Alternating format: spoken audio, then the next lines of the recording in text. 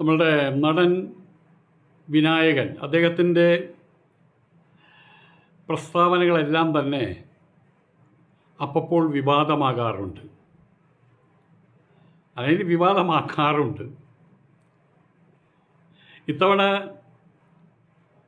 Parliament member MP John ബ്രിട്ടാസിനെതിരെയുള്ള ഒരു പ്രസ്താവനയാണ് വലിയ വിവാദമായി തീർന്നിട്ടുള്ളത്. സംഭവം ജന്തർ മന്ദറിൽ നടന്ന കോക്രോച്ച് സമരത്തെ ഹൈജാക്ക് ചെയ്ത് സ്വന്തം അക്കൗണ്ടിൽ കയറ്റി എന്നുള്ളതാണ്. അതിൽ യാഥാർത്ഥ്യമില്ല എന്ന് പറയാൻ കഴിയില്ല. സ്വന്തം അക്കൗണ്ടിൽ കയറ്റുന്നൊരു പരിപാടി രാഷ്ട്രീയക്കാർക്കും സാഹിത്യകാരന്മാർക്കും ഒക്കെ ഉള്ളതാണതെല്ലാം. നമ്മളുടെ സിനിമാക്കാരുടെ കാര്യത്തിലൊരു വലിയൊരു സംഭവം ഉണ്ടായിട്ടുണ്ട്. മണിച്ചിത്രത്താഴിൽ ശോഭന അഭിനയിച്ച കഥാപാത്രം ഉണ്ടല്ലോ, ഗംഗ. ആ ഗംഗയുടെ അന്തർഭാവമാകെ മാറിയിട്ട് അവർ തമിഴ് സംസാരിക്കുന്നുണ്ട്, ഗംഗ. അപ്പം അതുവരെ അവർക്ക് ഡബ് ചെയ്തത് ഒരു മലയാളി സ്ത്രീയാണ്. പക്ഷെ ആ ഒരു പോർഷൻ മാത്രം ഡബ് ചെയ്തതൊരു തമിഴ്നാട്ട് സ്ത്രീയാണ്, ഒരു തമിഴ് ഡബ്ബിങ് ആർട്ടിസ്റ്റാണ്. പക്ഷേ അനേക വർഷം, ഏകദേശം ഒരു 10-25 വർഷത്തോളവും, 10-20 ആ സിനിമ ഇറങ്ങിയിട്ട് ഒരു വർഷം മുൻപ് വരെയും ആ തമിഴ് ഡബ്ബിങ് ആർട്ടിസ്റ്റിൻ്റെ പേര് ആരും പറഞ്ഞില്ല. ആ മലയാളി ഡബ്ബിങ് ആർട്ടിസ്റ്റ് പറയാതെ പറഞ്ഞു അത് ഞാൻ പറഞ്ഞതാ എന്ന്. അതും ഒരു ഹൈജാക്കാണ്, അത് പൊളിഞ്ഞു പോയി. ഹൈജാക്കിൻ്റെ രീതി പറഞ്ഞു എന്ന് മാത്രം ഞാൻ. അപ്പോൾ ഇവിടെ ഈ സംഭവത്തിൻ്റെ പേരിൽ വിനായകൻ പറഞ്ഞിരിക്കുകയാണ്, MP പറഞ്ഞിരിക്കുകയാണ്, ജോൺ ബ്രിട്ടാസിനോട് പോയി പറഞ്ഞിരിക്കുകയാണ്, ഇങ്ങനെ വല്ലവരും പണിയെടുത്തുണ്ടാക്കുന്ന നേട്ടം എടുത്ത് സ്വന്തം അക്കൗണ്ടിൽ കൊണ്ട് കയറ്റാതെ വല്ല പണിയുമെടുത്ത് കുടുംബം പോറ്റടാ ബ്രിട്ടാസെ. ഇതാണ് അദ്ദേഹം പറഞ്ഞിട്ടുള്ളത്. അതായിരുന്നു വിനായകൻ്റെ പോസ്റ്റ്. വിനായകൻ്റെ പ്രസ്താവന നിങ്ങളെല്ലാവരും കണ്ടിട്ടുള്ളതായിരിക്കും. വിനായകൻ്റെ പ്രസ്താവനയുടെ പശ്ചാത്തലം അതൊന്നുകൂടി വികസിപ്പിച്ച് നോക്കേണ്ടതുണ്ട്. എൻ്റെ മനസ്സിൽ ആദ്യം ഓർമ്മ വരുന്നത് ചങ്ങമ്പുഴയുടെ വാഴക്കുല എന്ന കവിതയാണ്. അതിൻ്റെ തുടക്കം മലപ്പുലയനാ മാടത്ത് മുറ്റത്തിൻ മാടത്ത്, എങ്ങനെയാണ്? മലപ്പുലയന മാടത്തിൻ മുറ്റത്ത് മഴ വന്ന് നാളൊരു വാഴ നട്ടു, അങ്ങനെ പറഞ്ഞാൽ തുടങ്ങുന്നത്. അപ്പോൾ അവിടെയുള്ള കുട്ടികൾക്ക് കയ്യിൽ പൈസ കൊടുത്തിട്ടൊന്നും വാഴപ്പഴം തിന്നാൻ അവർ കഴിയില്ല. വല്ല ചേമ്പോ അത് കാട്ടുചേമ്പോ അതൊക്കെയല്ലേ പറിച്ച് തിന്ന, താള് അതൊക്കെയല്ലേ ഉണ്ടായിരുന്നത്. അപ്പോൾ പഴം അവർക്കൊരു അത്ഭുത വസ്തുവാണ്. ഇന്നത്തെ കുട്ടികൾക്ക് പറഞ്ഞാൽ മനസ്സിലാവില്ല. ആ കുട്ടികൾ അതിൻ്റെ ചുറ്റുമാണ് പിന്നെ തപസ്സിരിക്കുകയാണ് ഓരോ ദിവസം വാഴ പഴമായോ എന്ന് അറിയാൻ വേണ്ടിയിട്ട്. അവസാനം വാഴ കുലച്ച് പഴമായപ്പോൾ അത് തമ്പുരാനെടുത്ത് കൊണ്ടുപോയി. ഹൈജാക്കിങ്ങിൻ്റെ അങ്ങേയറ്റം വളരെ മനോഹരമായിട്ടുള്ളൊരു ചിത്രീകരണത്തിലൂടെ, ഒരു കവിതാ ചിത്രീകരണത്തിലൂടെ ചങ്ങമ്പുഴ നമുക്ക് കാണിച്ചു തന്ന കാര്യമാണത്.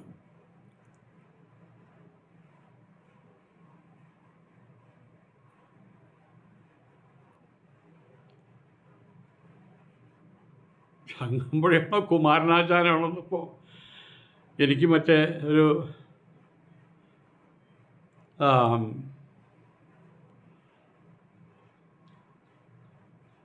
കുമാരനാശാനാണെന്ന് തോന്നുന്നുണ്ട്. അതെന്തോ കേട്ടെ, ഞാൻ അതിൻ്റെ വക്താവല്ല. കുമാരനാശാനാണെന്ന് തോന്നുന്നുണ്ട്. കുമാരനാശാന ചങ്ങമ്പുഴ എനിവേ വാഴക്കുല എന്ന കവിത, ആ കവിതയിലാണ് സംഭവം ഉള്ളത്. ഈ ഒരു അവസ്ഥ, ഈ ഒരു ഹൈജാക്കിംഗ് അവസ്ഥ എല്ലായിടത്തും നമുക്ക് കാണാൻ കഴിയും. എല്ലാ രംഗങ്ങളിലും നമുക്കിത് കാണാൻ കഴിയും. പുതിയ കാലത്ത് കണ്ടുവരുന്നൊരു പ്രവണതയുണ്ട്. ലൈം ലൈറ്റിൽ നിന്ന് മാറാതെ നിൽക്കുക, അവിടെയുണ്ടൊരു ഹൈജാക്കിങ്. ഒരേ ഗ്രാമത്തിൽ 2 വീടുകൾ, ഇപ്പുറത്തൊരു വീട് ഇപ്പുറത്തൊരു വീട്, 2 വീടും അപകടത്തിൽപ്പെട്ടു, തകർന്നു പോയി. 2 വീട്ടിലും ആൾക്കാർ മരിച്ചു. പക്ഷേ ഈ വീട്ടിൽ അത് കാണാനും കേൾക്കാനും ക്യാമറാമാൻമാരോ അല്ലെങ്കിൽ മറ്റേ എന്തായാലും പറയാം മറ്റേ ചാനലുകൾ ആരുമില്ല, മതത്തിൻ്റെ നേതാക്കന്മാരുമില്ല. അതങ്ങനെ ഒരു മതത്തിൽ പെട്ടൊരു പാവ ആൾക്കാർ, അവരെ തിരിഞ്ഞു നോക്കേണ്ട ആവശ്യമില്ലല്ലോ. പക്ഷേ ഇപ്പുറത്തെ വീട് മറ്റേ മതങ്ങളിൽ പെട്ടതാണ്. അവിടെ നിറച്ച് മതത്തിൻ്റെ ആൾക്കാരുണ്ട്, ആയതുകൊണ്ട് തന്നെ ചാനലുകളുണ്ട്, കരയാൻ ആൾക്കാരുണ്ട്. അങ്ങനെയുള്ള സ്ഥലത്ത് എന്തുണ്ടാകുന്നു, അവിടെ ആ സംഭവത്തിന് പക്ഷഭേദം കാണാൻ പറ്റും. ഏതൊരു വീടിൻ്റെ തകർച്ചയാണോ സെൻസേഷൻ ന്യൂസാകുന്നത്, ആ ഏതൊരു വീടിൻ്റെ മുമ്പിലാണോ ചാനലുകളും ക്യാമറാമാൻമാരും വന്ന് നിറയുന്നത്, അവിടേക്കാണ് പിന്നെ ഭരണാധികാരികളുടെയും നന്മ മരങ്ങളുടെയും സെലിബ്രിറ്റികളുടെയും ഒഴുക്ക്. അവിടെ തകർന്ന വീടോ അല്ലെങ്കിൽ ആ തകർന്ന വീടിനകത്ത് കിടക്കുന്ന കുടുങ്ങിപ്പോയവരായിരിക്കില്ല പിന്നെ വിഷയം, അവരെ വിഷയമൊക്കെ വിട്ട് കളഞ്ഞിട്ടുണ്ടായിരിക്കും. പിന്നെ മന്ത്രിമാരും അതുപോലെ ഈ സെലിബ്രിറ്റികളും മത നേതാക്കളും അവരെ മാത്രം പ്രൊജക്റ്റ് ചെയ്തുകൊണ്ടായിരിക്കും കാര്യങ്ങൾ അവിടെ പോകുക. അവിടെ വലിയ പ്രഖ്യാപനങ്ങളൊക്കെ ഉണ്ടാവും, ഞങ്ങൾ വീട് വെച്ച് കൊടുക്കും, അങ്ങനെയാണ് മറ്റുള്ള കാര്യങ്ങൾ. എൻ്റെ സഹോദരനെ പോലെയായിരുന്നു ആ കുടുംബം, ഒരു കണ്ടിട്ട് ഉണ്ടാവില്ല. അത് അവിടെ മുതലെടുക്കുക എന്ന് പറയില്ലേ, അതാണ് അവിടെ ചെയ്യുന്നത്. അതെല്ലാം ഒരു ഹൈജാക്കിൻ്റെ ഭാഗം തന്നെയാണ്. നമുക്ക് അറിയാം, ശ്രീനിവാസൻ്റെ മരണം നടന്ന സമയത്ത്, നടൻ ശ്രീനിവാസൻ്റെ മരണം നടന്ന സമയത്ത് അവിടെ അന്ത്യകർമ്മങ്ങളൊക്കെ നടക്കുമ്പോൾ ഒരാളോട് അവതരിക്കുകയാണ്. ഇയാൾ ആരാ വിളിച്ചു കൊണ്ടുവന്നേ, അതിൻ്റെ എല്ലാ കാര്യങ്ങളും അങ്ങനെ ചെയ്യൂ, ഇങ്ങനെ ചെയ്യൂ, ഇങ്ങനെ ചെയ്യരുത്, അങ്ങനെ ചെയ്യരുത്, അങ്ങോട്ട് പോകൂ, ഇങ്ങോട്ട് പോകൂ, എല്ലാ കാര്യങ്ങളും ഒരാളങ്ങോട്ട് വരുതിയിലാക്കുകയാണ്.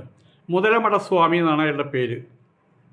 അതിൽ ഈ ശ്രീനിവാസൻ്റെ മൃതശരീരം അവിടെ കിടക്കുന്ന സമയത്ത് ആരടോ താൻ എന്ന് ചോദിക്കാൻ ശ്രീനിവാസൻ്റെ മക്കൾ തയ്യാറായില്ല. ഇനിയിപ്പോൾ ആരെങ്കിലും പറഞ്ഞയച്ചാടോ അറിയില്ലല്ലോ. ശ്രീനിവാസൻ്റെ ഭാര്യ അതിന് തയ്യാറാവില്ലല്ലോ ആ സമയത്ത്. നാട്ടുകാർ വിചാരിച്ചു ഇവർ വീട്ടുകാരെങ്കിലും കൊണ്ടുവന്നായിരിക്കുന്നത്. നാട്ടുകാരും വീട്ടുകാരും വിചാരിച്ചു ശ്രീനിവാസൻ്റെ വല്ല അടുത്ത ബന്ധുവായാലും അടുത്ത സഹോദര തുല്യനായിട്ടുള്ള അങ്ങനെ എന്തെങ്കിലും അടുപ്പുണ്ടെന്ന് അവരും കരുതി. അതൊരു ഹൈജാക്കിങ്ങിനുള്ള പ്രോഗ്രാമായിരുന്നു. പക്ഷേ എവിടെ വെച്ചിട്ട് അത് പിടിച്ചു. അതുകൊണ്ട് അയാൾ നാണം കെട്ടു, അയാൾ പോയി. അപ്പം ഇങ്ങനെയുള്ള കാര്യങ്ങൾ എല്ലായിടത്തും നമുക്ക് കാണാൻ പറ്റുന്നുണ്ട്. CJPയുടെ സമരം കൂടുതൽ രൂക്ഷമാകുന്നുണ്ട് എന്ന് കണ്ടപ്പോൾ അതുവരെ ജന്തർ മന്തർ സമരത്തെ ഒരു നാടകം പോലെ കണ്ടു രസിച്ചിരുന്ന ആളുകൾ അവർ തലപൊക്കാൻ തുടങ്ങി. ഞങ്ങൾ CJPക്കൊപ്പം, ഞങ്ങൾ കോക്രോച്ചിനൊപ്പം, ഞങ്ങൾ വിദ്യാർത്ഥികൾക്കൊപ്പം എന്നിങ്ങനെ പറയാൻ തുടങ്ങി. ഇവിടെ കേരളത്തിലും ഇത്തരക്കാരെ കണ്ടു, നാം ധാരാളം കണ്ടു. സൂപ്പർ സ്റ്റാറുകൾ, male super star, lady super star എല്ലാവരും ഈ ഹൈജാക്ക് പരിപാടിയിലെ പല രൂപത്തിലും പല ഭാവത്തിലും അവരൊക്കെയും ഭാഗവാക്കുകളെ. ചിലർ അങ്ങോട്ട് ഓടിപ്പോയി, അവിടെ ചെന്ന് തല കാണിക്കാൻ വേണ്ടി ഓടിപ്പോയി. അതായത് ഇത്തരം കാര്യങ്ങൾ അതിൻ്റെ പരിപൂർണത വരുന്ന സമയത്ത് മതിയല്ലോ, ആ സമയത്ത് ഓടിച്ചെന്നാൽ മതിയല്ലോ. കായ പഴുക്കുന്നത് വരെ കാത്തിരിക്കുന്നു, പഴുത്ത് കഴിഞ്ഞിട്ട് മതിയല്ലോ വെട്ടിക്കൊണ്ടുപോര്. അതുപോലെ നനയ്ക്കലും അതിനെ പോറ്റുന്നതും മഴ കാറ്റ് വന്നാൽ വീഴാതെ മഴയ്ക്ക് താങ്ങ് കൊടുത്ത് നിർത്തുന്നതൊക്കെയും പുലയൻ്റെ പണി. പഴമായി കഴിഞ്ഞാൽ ആ സമയത്ത് മാത്രം തമ്പുരാൻ വന്ന് അത് വെട്ടിക്കൊണ്ടുപോകും. അതുപോലെ എല്ലാം കാത്തിരുന്ന് ഈ CJP സമരം ഒരു വിജയത്തോടെ അടുക്കുന്നു എന്ന് കണ്ട സമയത്ത് ഉടനെ തന്നെ അവിടേക്ക് ചാടിക്കേറിയ ആൾക്കാരുണ്ട്. മലപ്പുറത്ത് അമ്പലത്തിൽ പെരിന്തൽമണ്ണയിലാണ് ഞാൻ അവിടെ ഗീത പറയാൻ പോയ സമയത്ത് അവിടെ ഉണ്ടായൊരു സംഭവം, ചെറിയൊരു വാഗ്വാദമൊക്കെ ഉണ്ടായി. അവിടെ ഒരു അമ്പലത്തിൽ ഒരു ആനയെ വാങ്ങിച്ചു. അത് വലിയൊരു പണക്കാരനോ മറ്റോ ആനയെ കൊടുത്തതാണ്. അവിടെ ഒരു ആനയെ വാങ്ങിച്ചു. ഈ ആനയെ വാങ്ങിച്ചു കഴിഞ്ഞ സമയത്ത് ആനയുടെ കഴുത്തിൽ ഈ ചെമ്പ് കൊണ്ട് ഒരു മാലയുണ്ടാക്കി. അതിന് വലിയ വിലയൊന്നുമില്ലല്ലോ. ചെമ്പ് കൊണ്ടൊരു മാല ഉണ്ടാക്കിയിട്ട് ആ മാലയുടെ അടിയിലൊരു പ്ലേറ്റ്, ആ പ്ലേറ്റും എഴുതി വെച്ചു. ആ മാല ഉണ്ടാക്കിയ ആൾ കുന്നുംപുറത്ത് കോദണ്ഡരാമൻ വക എന്നല്ല അയാളുടെ പേര്, ഞങ്ങളുടെ പേര് പറഞ്ഞു എന്ന് മാത്രം.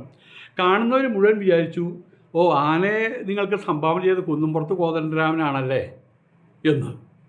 കാണുന്നവരതല്ലേ വിചാരിക്കുക. ആന പോകുമ്പോൾ ഈ ചങ്ങല കിടന്ന് ആടുകയാണ്. സൂക്ഷിച്ച് നോക്കുമ്പോൾ എന്താ, കുന്നുംപുറത്ത് കോദണ്ഡരാമൻ വക. ഈ ആന ചെയ്യാൻ മാത്രമേ കൊടുത്തിട്ടുള്ളൂ.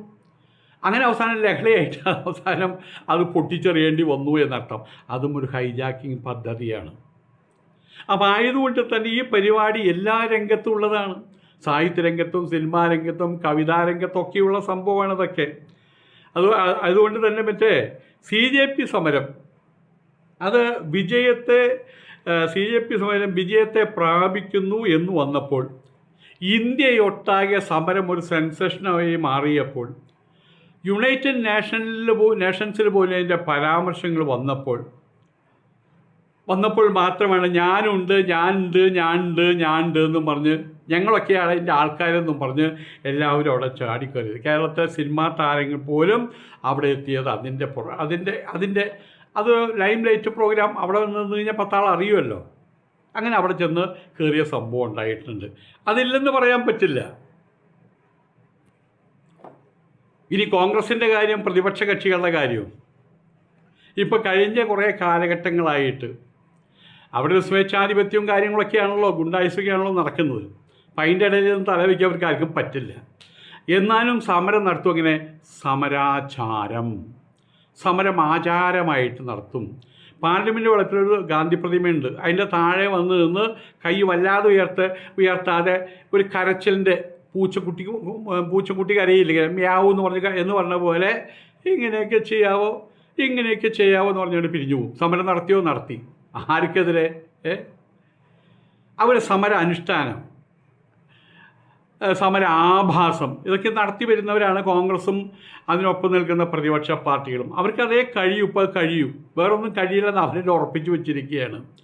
ഇത് കുത്തിമറയ്ക്കാൻ കഴിവുള്ള കുനിയന്മാരല്ല നമ്മളൊന്നും എന്ന് INDIA ആ സംഘം ഉറപ്പിച്ചു വെച്ചു. ആയതുകൊണ്ട് എന്താ, അവിടെ പോയി സൂഹിക്കുക, സിനിമകൾ കാണുക, 10 രൂപയ്ക്ക് ചിക്കൻ ബിരിയാണി വാങ്ങിച്ച് കഴിക്കുക, ഇതിലൊതുങ്ങിപ്പോയി നമ്മളുടെ ആൾക്കാർ മുഴുവൻ അവിടെ, പ്രതിപക്ഷ പാർട്ടികളവിടെ. ജന്തർ മന്ദർ സമരം വന്നപ്പോൾ അത് വളർന്ന് വികസിച്ച് പടർന്ന് പന്തലിച്ച് ഈ ഗോപുരത്തെ, BJP ഗോപുരത്തെ, കേന്ദ്ര ഭരണ ഗോപുരത്തെ ഇളക്കി ആട്ടാൻ തുടങ്ങിയപ്പോൾ അതൊരു സുവർണാവസരമായി കണ്ടു. അപ്പോൾ പിന്നെ മലപ്പുഴയിൽ നട്ട വാഴ വെട്ടാൻ വേണ്ടി ബ്രിട്ടാസ് അടക്കം എല്ലാവരും അവിടെ എത്തി. അതിൻ്റെ മുൻപിൽ തന്നെ എത്തി എന്നർത്ഥം. പ്രതിപക്ഷത്തിൻ്റെ ഈ കള്ളക്കളി രാഷ്ട്രീയത്തിൻ്റെ ബാലപാഠം അറിയാത്തവർക്ക് പോലും മനസ്സിലാക്കാൻ കഴിഞ്ഞു എന്നുള്ളതാണ് സത്യം. വിനായകൻ അത് ഉറക്കെ വിളിച്ചു പറഞ്ഞു, അത്ര മാത്രമേ ഉള്ളൂ. വിനായകൻ വിളിച്ചു പറഞ്ഞു എന്നുള്ളതിൻ്റെ പേരിൽ വിനായകൻ എന്നൊരു കവിത എഴുതുകയാണ്.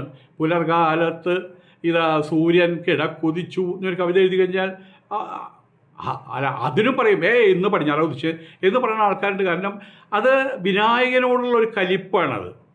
വിനായകനോടുള്ള അടിസ്ഥാനപരമായിട്ടുള്ളൊരു ഒരു ഒരു ഒരു ഒരു വെറുപ്പാണത്. ഏതായാലും സത്യമാണല്ലോ.